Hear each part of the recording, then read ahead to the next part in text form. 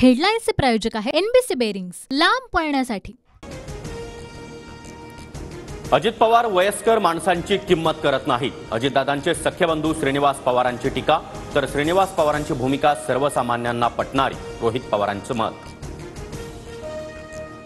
शरद पवारांमुळेच आपली ओळख, विरोधक देखील शरद पवारांचं नाव काढतात। श्रीनिवास पवारांच्या पत्नी शर्मिला पवार यांचं अजित पवारांना उद्देशून वक्तव्य। सुनेत्रा पवारांचा बारामती लोकसभा मतदारसंघाचा दौरा सुरू, हवेली तालुक्यातील गावांना भेटीगाठी, अनेक ठिकाणी महिला मेळावे आणि बैठकांचं आयोजन। सुप्रिया सुळेंच्या प्रचारासाठी श्रीनिवास पवारांसह शर्मिला पवार, राजेंद्र पवार देखील मैदानात। पवार कुटुंबाचे रील्स आणि फोटो सोशल मीडियावर व्हायरल। विजय शिवतारे शिंदे आणि फडणवीसांच्या भेटीला शिवतारेंची मनधरणी केली जाणार। शिवतारे बारामतीमधून अपक्ष निवडणूक लढण्याचा निर्णय मागे घेण्याची शक्यता। भाजपच्या कोर कमिटीची दिल्लीमध्ये 4 वाजता बैठक। फडणवीस, बावनकुळे, शेलार, चंद्रकांत पाटील दिल्लीला जाणार। जागा वाटपावर चर्चा होणार।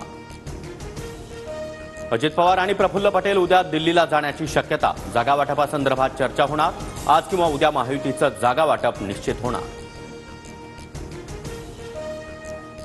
पवार गटाच्या संभाव्य उमेदवारांची यादी TV9 मराठीच्या हाती। माढ्यातून धैर्यशील मोहिते पाटील, अहमदनगरमधून निलेश लंके, तर बीडमधून ज्योती मेटे आणि बजरंग सोनावणे यांचं नाव चर्चेत, सूत्रांची माहिती।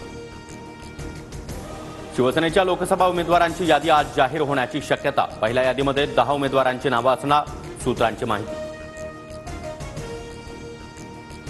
सांगलीची जागा आम्ही सोडणार नाही, टोकाची भूमिका घ्यावी लागली तरी तयार। सांगली लोकसभेच्या जागेवरून काँग्रेसचे विश्वजित कदम आक्रमक। ठाकरेंच्या हिंगोली दौऱ्यानंतर जागा वाटप जाहीर करू। चंद्रहार पाटलांच्या प्रचारासाठी मिरजेमध्ये सभा घेणार, राऊतांची माहिती। तर सांगलीमध्ये विशाल पाटील उमेदवार असणार, पटोलेंचं वक्तव्य। नाशिकच्या जागेवरून भाजपकडून दबाव तंत्र। श्रीकांत शिंदेंनी गोडसेंचं नाव जाहीर केल्यानं भाजपामध्ये नाराजी।